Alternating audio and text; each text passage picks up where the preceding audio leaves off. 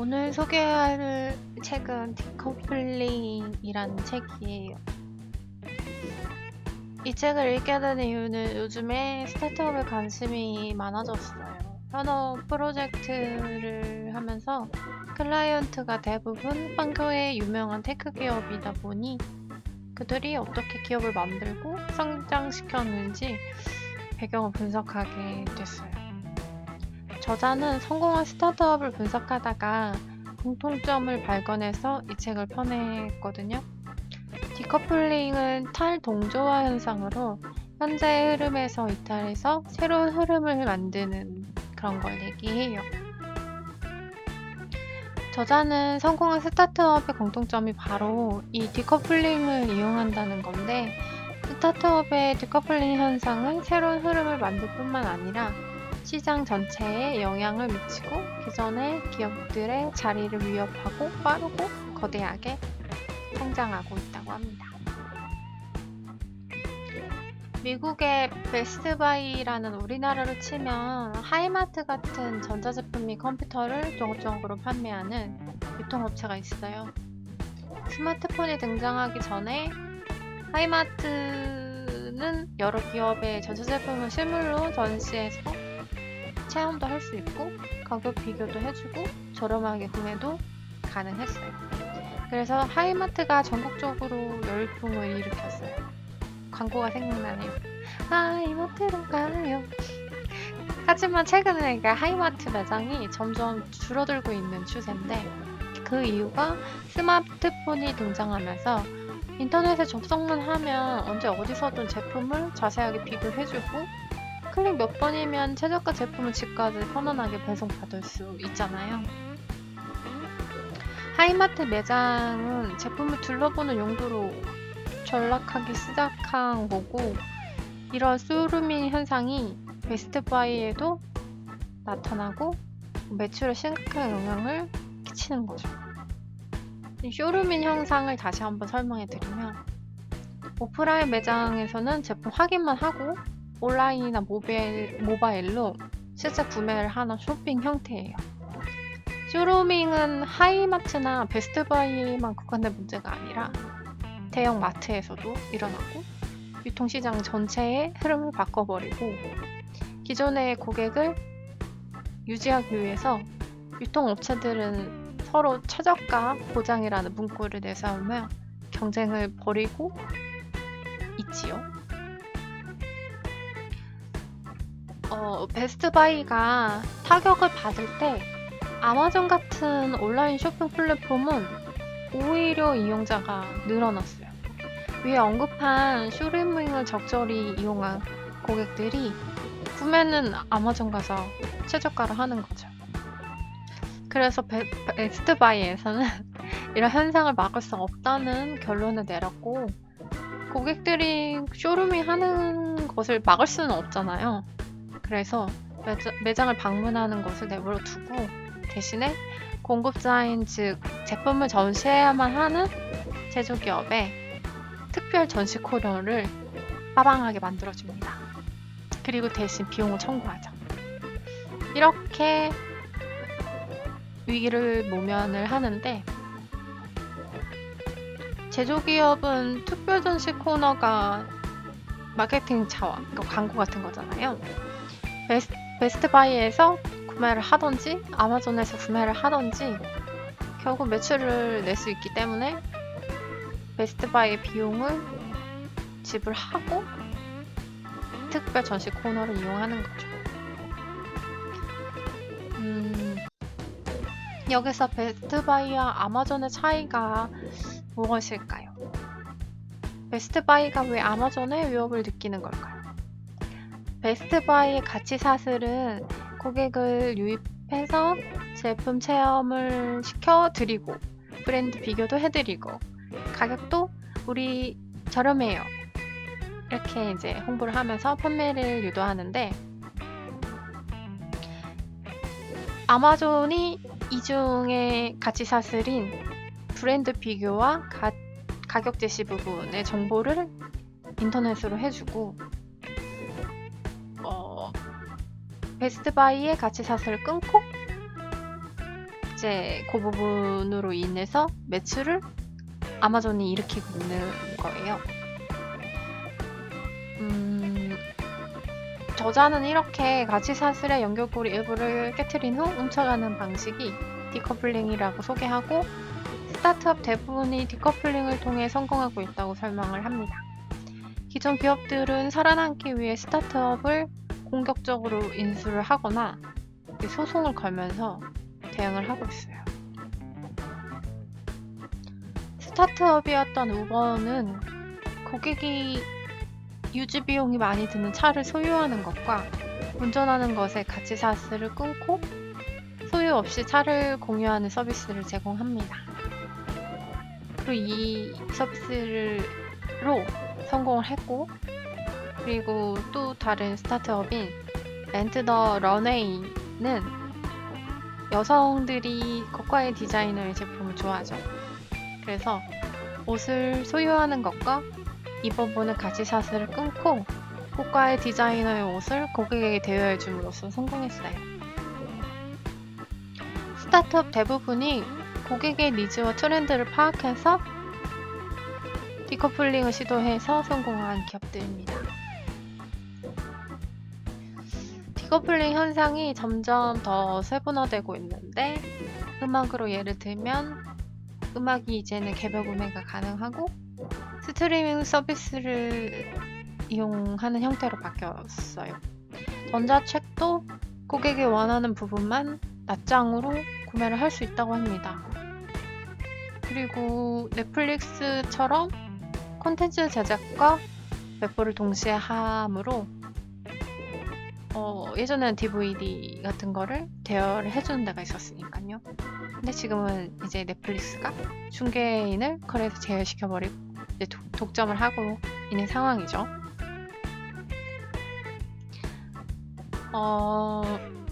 스타트업의 초기 서비스가 무료인 이유는, 우리나라 스타트업의 대표인 카카오로 예를 들면 카톡이 기존 통신사의 디커플링을 통해 인터넷만 되면 문자를 무제한으로 이용할 수 있는 서비스를 제공했어요.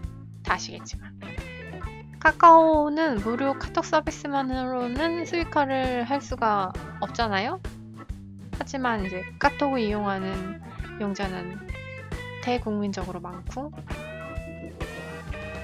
그래서 부가 기능인 선물하기, 쇼핑하기 기능을 추가함으로써 가치를 창출을 했어요. 트위치라는 이제 스타트업은 유저들이 자신보다 실력이 뛰어난 유저의 플레이를 보고 싶어하는 니즈를 파악해서 생겨난 비즈니스 모델인데, 트위치는 계속 사업을 유지하기 위해서 실력이 뛰어난 유저들이 이탈하는 것을 방지해야 되니까 광고 수익의 일부를 그들에게 나눠주고 유저들이 계속 활동을 할 수 있게끔 시스템화했어요.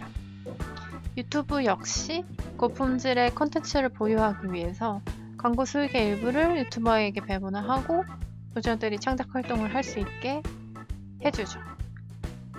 투자자들은 이런 높은 가치를 제공하는 유형의 디커플링 스타트업에 투자를 하고 있고, 트위치나 유튜브처럼 유저들에게 대가를 보상하는 기업에 주목을 하고 있다고 합니다. 그렇다면 기존 기업이 가치사슬을 끊어버리는 스타트업과 경쟁하려면 어떻게 해야 되는 건지, 위에서 언급한 대로 M&A나 소송으로만 대응을 해야 되는 건지, 그런데 기존 기업이 스스로 디커플링을 통해 스타트업처럼 혁신을 할 수 있는 거잖아요. 고객의 니즈를 다시 분석해 보는 거죠. 그리고 베스트바이가 아마존의 위협에서 벗어나기 위해서 아마존의 가치 사슬이 약한 부분을 알아야겠죠. 가령 아마존은 제품별로 최저가를 제공하잖아요. 카테고리가 있으니까. 구매한 제품이 여러 개인데 일일이 제품 비교를 하는 거는 되게 사실 시간도 많이 들고 힘들기도 하죠. 그래서 시간적 여유가 없는 사람들은 이런 복잡한 과정이 불편하고 이제 시간 낭비라고 생각이 드는 거죠. 그런 고객은 오히려 비용이 조금 더 들어도 편하게 여유롭게 베스트바이에서 쇼핑하기를 원한다는 거죠. 성공한 스타트업이 신기술로 무장한 기업이라고 생각하는 사람들이 많은데 사실 그렇지가 않대요. 스타트업이 성공할 수 있는 요인은 변화하는 고객의 요구와 욕구를 충족하도록 설계된 비즈니스 모델이고 그 모델을 통해 혁신을 하는 스타트업이 가치를 발생시킨대요.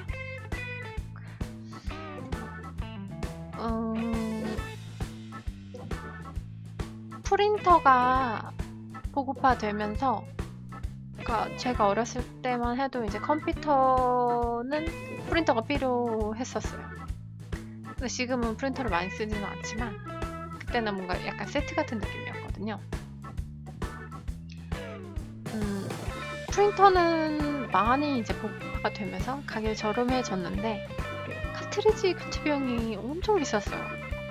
그러니까 정품 카트리지 가격은 비싸니까 그 기존에 썼던 카트리지에 저렴한 토너를 리필해서 쓰는데 이게 정품을 판매하는 회사에서는 불법처럼 느껴질 수도 있고 사용자 입장에서도 그렇게 느껴질 수도 있으니까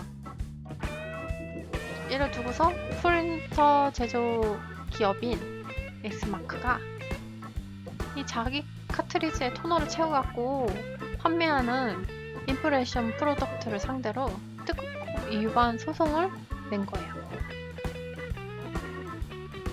그런데 제품을 구입한 고객이 부속품을 재가공해서 사용하는 거는 고객에 걸리고 특허권 위반이 아니라는 판결이 내려졌어요. 그러니까 그 모든 것을 구매를 해서 그 제품으로 내가 무엇을 하든지 관계가 없다는 거죠. 고장나면 버려야 되잖아요. 다 쓰면 버려야 되는 거. 이런 소모품이 버려지는 쓰레기가 될 수가 있지만 그거를 재활용해서 사용한 거니까 그게 자원이 돼서 사업의 수단이 된 거거든요. 스타트업한테는 그게 기회로 보였고 그걸로 사업을 하게 된 거죠. 요즘에는 제품들이 다 좋아요.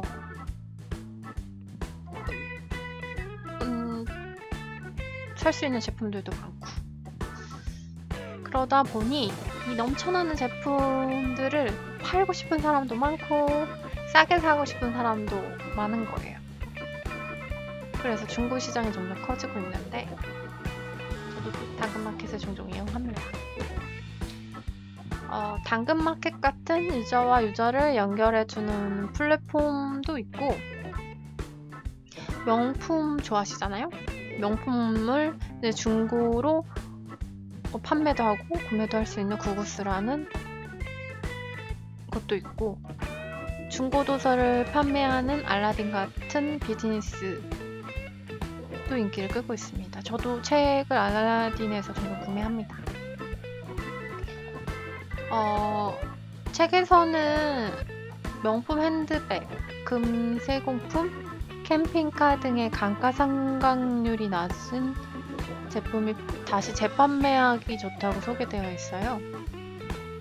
감가상각률이라는 게 설치 장비나 시설의 시간에 따른 가치 저하율인데 그러니까 시간이 지나도 가치가 잘 저하되지 않는 그런 거를 비율로 표현한 말이에요.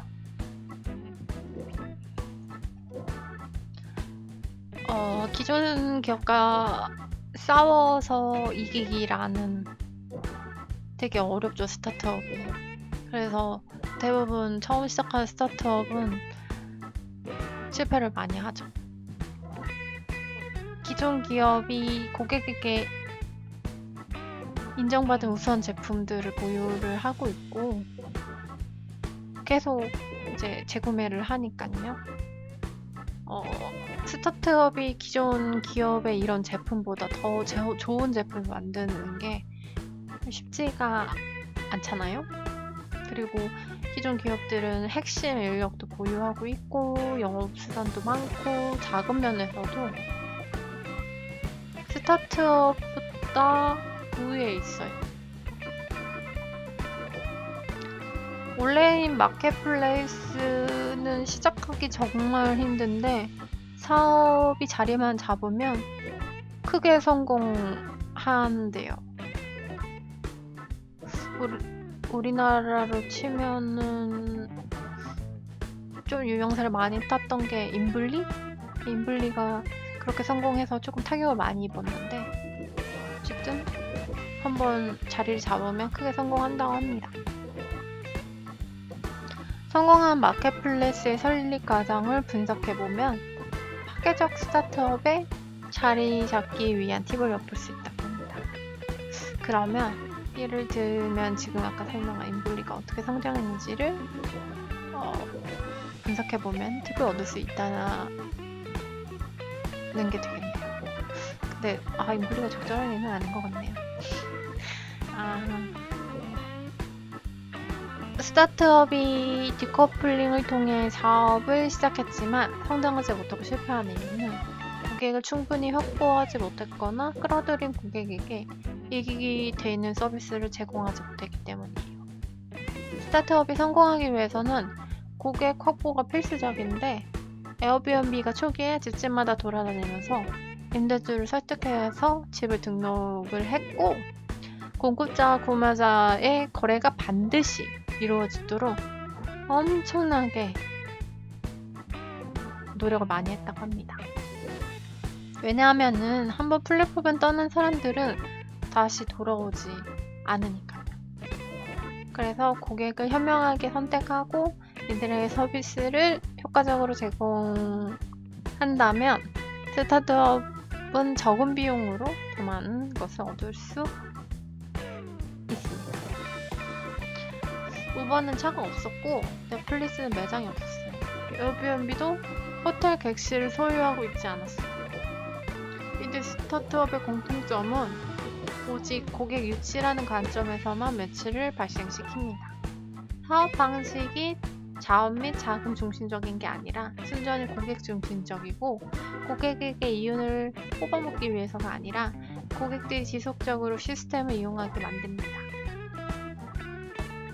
성공한 스타트업이 기존 기업을 이루면 성장이 저하되는 경향을 보이는데 어느 순간부터 고객 중심이 아닌 이윤에만 초점이 맞춰지고 하루 일당량을 채우듯이 그날 넘어가는 것에만 신경을 쓰게 돼요. 점점 보수적인 성향을 띠고 내부적인 혁신이 이루어지지 않는 거죠. 기존 기업이 도전과 혁신을 계속하기 위해서는 사안의 참여자 모두가 승리한다는 생각을 하게 만들어 주어야 하고 이를 위해서 적절한 인센티브를 제공하는 것이 좋습니다.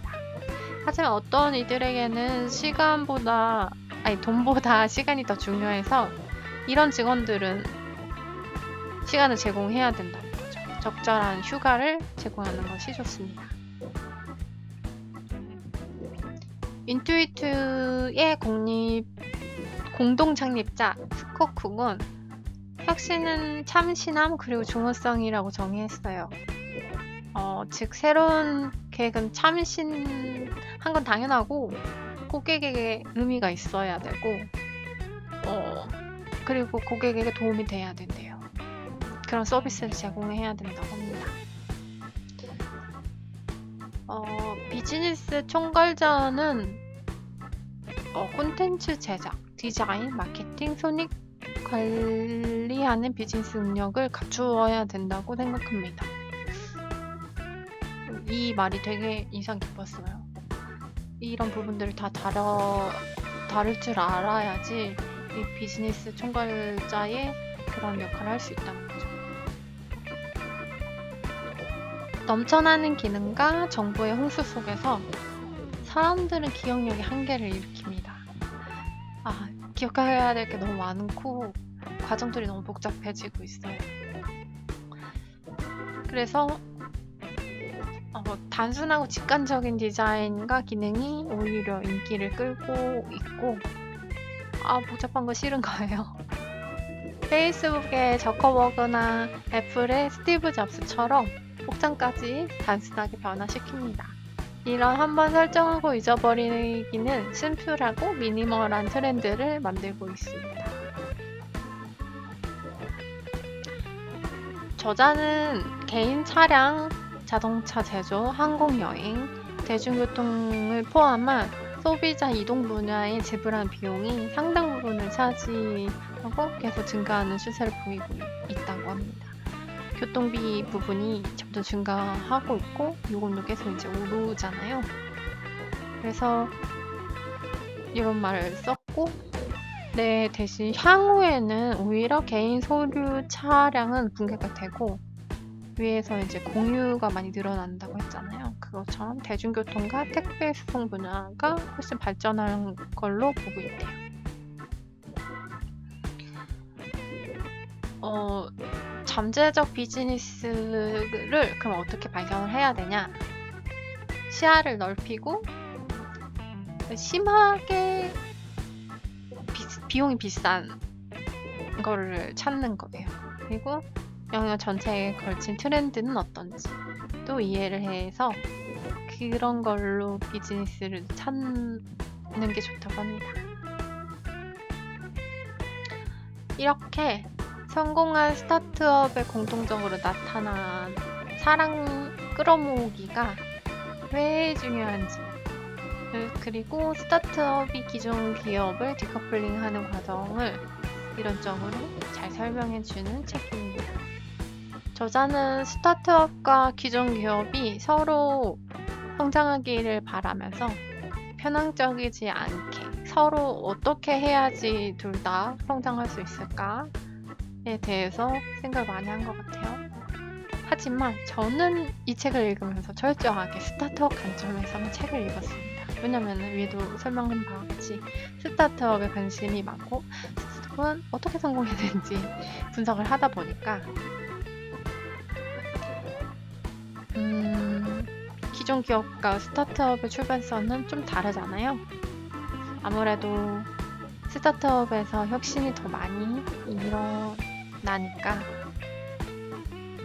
생각을 더 많이 하게 되더라고요. 스타트업에 대해서 더 궁금한 것도 많고.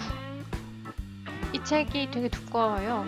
495쪽에 달하는 책인데 뒤에는 약간 이렇게 책 내용이 아니라 다른 그 인용한 거에 대한 그 설명 부분이 조금 있는데 그거를 빼더라도 굉장히 한 450페이지 아마 넘을걸요?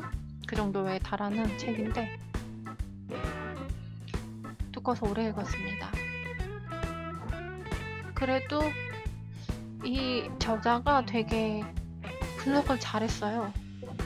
예시도 되게 재밌고 그래서 재미있게 읽었고 저는 설명할 때 책에는 카카오나 하이마트에 대한 부분이 나오진 않아요. 근데 하이마트나 카카오가 우리나라 실정으로는 비슷하고 이해하기 쉬워서 좀 바꿔서 설명을 해드렸고 이 디커플링이라는 책이 어렵게 느껴질 수도 있어요. 선뜻 두께만 봐도 엄청 두꺼워서 하지만 내용을 이해를 하면은 굉장히 도움이 많이 됩니다. 경영인들은 이 책을 추천하기도 하고 한 번쯤은 이 책을 꼭 읽어봐야 될 도서라고 생각해서 소개하게 되었습니다. 처음부터 끝까지 NG 없이 저희 이거를 녹음하려고 했는데 부분을 너무 내용도 길고 제가 발음을 잘 못하는 부분도 생기고 NG가 너무 많아서 그냥 아예 이걸 그냥 쭉 녹음해 버리자 라고 생각해서 주저리 떠드는 방식이지만 이렇게 한번 도전을 하게 되었고요. 다소 듣는데 불편하셨던 부분들은 블로그의 내용을 보시고 참조해 주셨으면 좋겠습니다. 지금까지 저의 간단한 오디오북을 들어주셔서 감사합니다.